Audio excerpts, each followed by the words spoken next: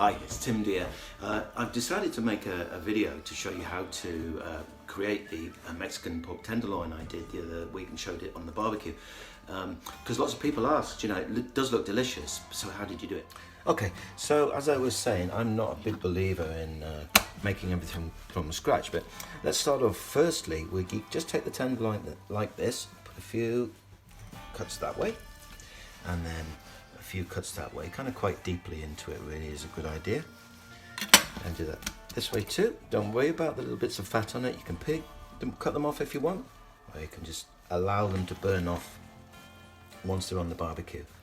But what we're doing now is we're just putting grooves deep enough to let the flavors go in, okay? So that's going in there. What I think I'll do is I'll drop that inside the container I bought it in. And, okay, so I just squeeze that all over there.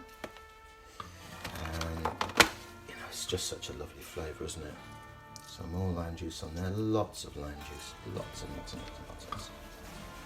Okay, all right, so now we've got our tenderloin scored and inside. Next thing I'm going to do now is just sprinkle some of the sweet smoky Mexican powder over it. Okay, so that's enough for now. And I think then I'm going to put a little bit of balsamic glaze. All these things will eventually help it just become very sweet. And then nice drizzle of maple syrup, so you can see that all going on there. And then with one of these silicone brushes, just start to set the thing going. So that's, see how quick this is? Really simple, isn't it? So what we'll do now is I'll just get my big barbecue tongs and just turn this over, and we'll do the same process. So this lovely powder. This is not fattening up, by the way. Tenderloin is such a lean meat. Okay, so now we've got the rest of, there's still some left there actually, so plenty there. And then we're gonna probably just feel like putting a wee bit more lime on it. I'm just gonna do that. Okay, and then some of the balsamic glaze, really nice sweetness. And then some of the maple syrup. Okay, and then just another mix about and try and get that worked in, you see, sort of into the meat really. And that is more or less the marinade. You leave that for, well, I don't know, a couple of hours I'll do it, but that's getting right into the meat there.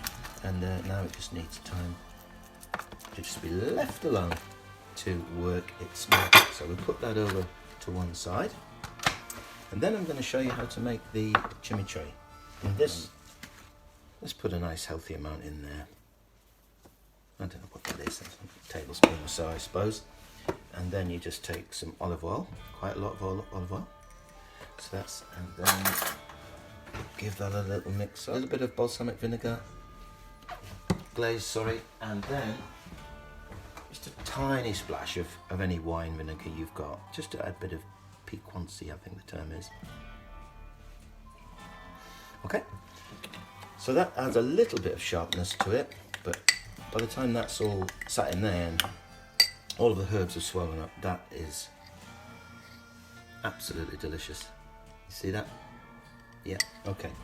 All right, now, what you do with the pineapple is when the marinade is finished working on here, you then take that out, put it on the plate, and then you just roll the pineapple around in the juice that's left in the bottom there. The smell of lime and Mexican spices and pineapple caramelizing is just amazing.